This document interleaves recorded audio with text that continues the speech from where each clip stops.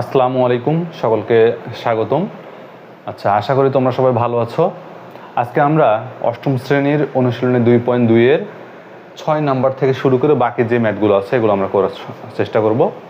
আচ্ছা, তাহলে দেখো 6 নাম্বার অঙ্কতে দেওয়া আছে বার্ষিক শতকরা 10 টাকা মুনাফায় 5,000 টাকার 3 বছরের সরল মুনাফা। কি বলছে? 3 বছরের সরল মুনাফা ও চক্রবৃদ্ধি মুনাফার পার্থক্য কত হবে? তার মানে সরল মুনাফা এবং চক্রবৃদ্ধি মুনাফার পার্থক্য, অর্থাৎ পার্থক্য মানে কি? বিয়োগ।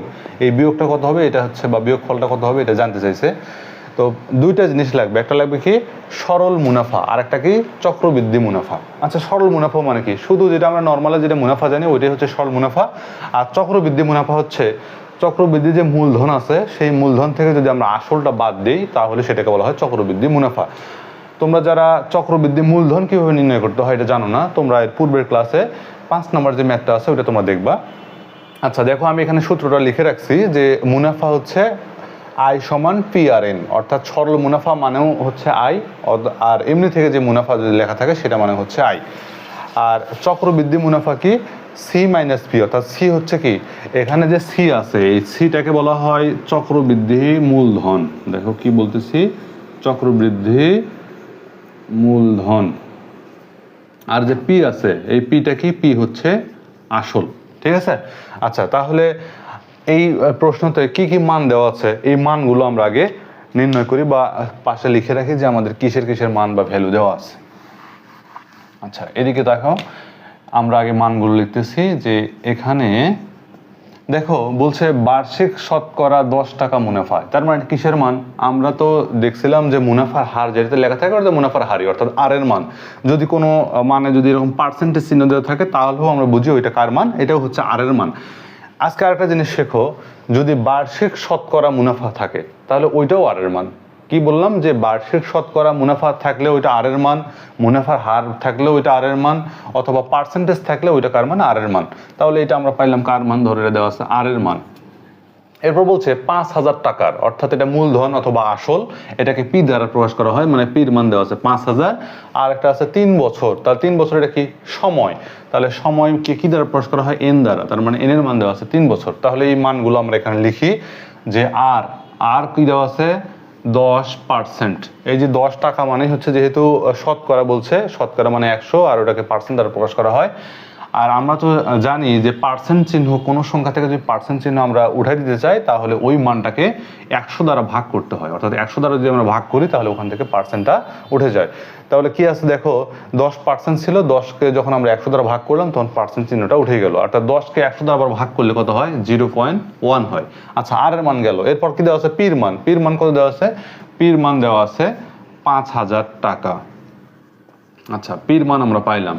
এরপরে দেখো এন, অর্থাৎ সময়। সময়ের মান দেখো, এন দেওয়া আছে কত? এন দেওয়া আছে 3 বছর। একটা কথা মনে রাখবা, এই ধরনের অঙ্ক করতে এন অর্থাৎ সময়টা সবসময় বছরে নিতে হয়। যদি মাসেও দেওয়া থাকে, মাসকে যদি আমরা 12 দ্বারা ভাগ করি তাহলে এটা কি? বছরে কনভার্ট হবে। আচ্ছা, এই মানগুলো আমাদের দেওয়া আছে। আর বের করতে হবে কি? একটা দেওয়া হচ্ছে সরল মুনাফা। আচ্ছা, আমরা সরল মুনাফা নির্ণয় করি। তোমরা ইতিমধ্যেই 2.1 অনুশীলনীতে সরল মুনাফা বের করা শিখছো, তবুও যারা পারো না দেখো যে আমরা জানি সরল মুনাফাকে কি দ্বারা প্রকাশ করা হয়? যে প্রথমে তো বললাম যে আই দ্বারা প্রকাশ করা হয়। আই সমান সূত্র কি? আই সমান সূত্র হলো PRN। আচ্ছা, এরপর মানগুলো বসাবো। পির মান কত? দেখো পির মান আমরা লিখে রাখছি আগে থেকে, পির মান হচ্ছে 5,000। আচ্ছা, পির মান লিখলাম 5,000। এরপর আর আছে মাঝখানে, আর এর মান কত? আর এর মান হচ্ছে 10/100, তাহলে 10/100 আর এর মান লিখলাম। এরপর কি দেওয়া আছে? এন। এন এর মান কত? এন এর মান হচ্ছে 3 বছর, এই যে 3 লিখলাম। আচ্ছা, আর একটা কথা এখানে বলি যে কোনো ভগ্নাংশের পাশে যদি কোনো সংখ্যা গুণ অবস্থায় থাকে তাহলে বুঝবা ওই সংখ্যাটা, মানে পাশে যে সংখ্যাটা গুণ আছে ওটা ভগ্নাংশের উপরের মান, মানে লবের সাথে গুণ থাকে। যেমন ধরো এখানে আছে 10/5, এর সাথে পাশে দেওয়া আছে গুণ 2। এই পাশে গুণ থাকা মানেও যা, এই উপরে 10x2 এটা থাকা মানেও তাই। অর্থাৎ আমরা কি বুঝলাম? উপরে গুণ থাকা মানেও যা, কোনো সংখ্যা যদি এরকম পাশে গুণ থাকে তো পাশে থাকা মানেও যা, উপরে থাকা মানেও তাই। আচ্ছা, এরপর তাহলে দেখো এখানকার 2 শূন্য, এখানকার 2 শূন্য আমরা কাটলাম, তাহলে কি থাকে? এটা এখন ক্যালকুলেশন করো, তাহলে 50, 10 আর 3, তাহলে 3 5 হচ্ছে কত 15, এখানে একটা শূন্য আর 10-এর এখানে একটা শূন্য, কত হলো 1500 টাকা। আমরা সরল মুনাফার মানটা কিন্তু পেয়ে গেছি। এই যে সরল মুনাফার মান হচ্ছে 1500 টাকা পাইছি। এরপর কি লাগবে চক্রবৃদ্ধি মুনাফা। তো চক্রবৃদ্ধি মুনাফা বের করতে কি লাগবে দেখো, চক্রবৃদ্ধি মুনাফা বের করতে গেলে সি থেকে পির মান বাদ দিতে হবে। তো সি কি, সি আমি একটু আগে প্রথমে শুরুর দিকে বলছিলাম যে এটা হচ্ছে চক্রবৃদ্ধি মূলধন। তাহলে আমরা এখন চক্রবৃদ্ধি মূলধন বের করব। তাহলে লিখতেছি ধরো আবার চক্রবৃদ্ধি মূলধন,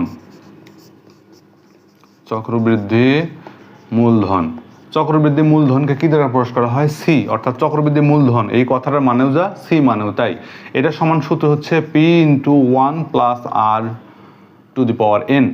তাহলে দেখো এই যে C equal P into 1 plus R to the power N, এটা হচ্ছে চক্রবৃদ্ধি মূলধন নির্ণয় সূত্র। তোমরা এই সূত্রটা মুখস্থ রাখবা।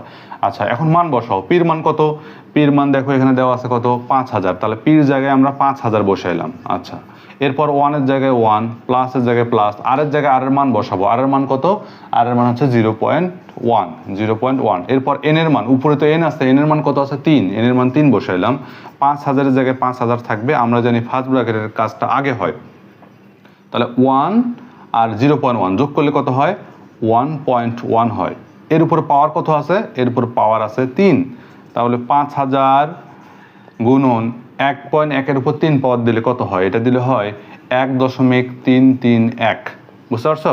এরপর এটা ক্যালকুলেশন করবা, ক্যালকুলেশন করলে কত আসবে 6655 টাকা এটা আসবে।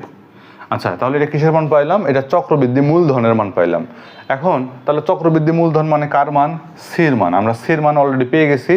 আর কি লাগে, সির মান আর পির মান। তো পির মান তো দেওয়াই আছে কত 5000। তাহলে আমরা এখন চক্রবৃদ্ধি মুনাফাটা বের করতে পারবো। তাহলে চক্রবৃদ্ধি মুনাফা, চক্রবৃদ্ধি মুনাফা সমান সূত্র কি, সি মাইনাস পি।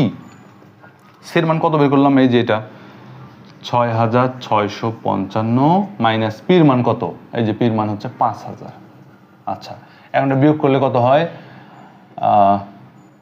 1 5 ধরো 5 5 আর এখানে হচ্ছে 1 আর এখানে 1155। আরে ভুল হইল নাকি একটু দাঁড়াও, ক্যালকুলেশনটা দেখি। 6655 মাইনাস 5000 1655। সরি, এটা হচ্ছে তাহলে কত হচ্ছে 1655। হ্যাঁ ঠিক আছে। এবার এটা আমরা কার মান পাইলাম, চক্রবৃদ্ধি মুনাফা। তাহলে এটা চক্রবৃদ্ধি মুনাফার মান, আর এটা হচ্ছে কি সরল মুনাফার মান। এখন চক্রবৃদ্ধি মুনাফা আর সরল মুনাফার কি করতে বলছে, পার্থক্য। তো পার্থক্য মানে বিয়োগ। এখন লেখো চক্রবৃদ্ধি মুনাফা ও সরল মুনাফার পার্থক্য, পার্থক্য কি বিয়োগ। তাহলে চক্রবৃদ্ধি মুনাফা কত পাইলাম 1655 মাইনাস সরল মুনাফা কত পাইছি 1500। এখন এটা বিয়োগ করো, বিয়োগ করলে কত আসে 155। তাহলে এই দুটোর মধ্যে আমরা পার্থক্য কত পাইলাম 155। তাহলে এটাই হচ্ছে আমাদের অ্যান্সার, যে চক্রবৃদ্ধি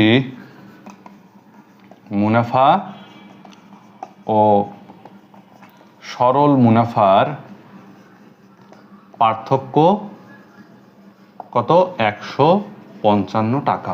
এটা হচ্ছে অ্যান্সার। আচ্ছা, যাই হোক, আমরা 6 নাম্বারের ম্যাথটা সলভ করলাম। এইটা দেখে তোমরা অবশ্যই খাতায় ভালোভাবে উঠাবা এবং আবার প্র্যাকটিস করবা। যেই জায়গা তোমরা বুঝবা না কমেন্টে জানাবা যে স্যার আমরা এটা বুঝি নাই। আমরা চেষ্টা করব পরবর্তীতে এটা আরও যারা বোঝো নাই আরও ভালোভাবে বা সাবলীলভাবে বুঝাই দেওয়ার। আর এইটা ম্যাথটা দেখে যদি যার কারো উপকার হয়ে থাকে তোমরা অবশ্যই চ্যানেলটাকে সাবস্ক্রাইব করে রাখবা, যাতে পরবর্তীতে আমরা যে সমাধানগুলো দিব তোমরা সবার আগে যেন পেয়ে যাও। সবাইকে ধন্যবাদ। আসসালামু আলাইকুম।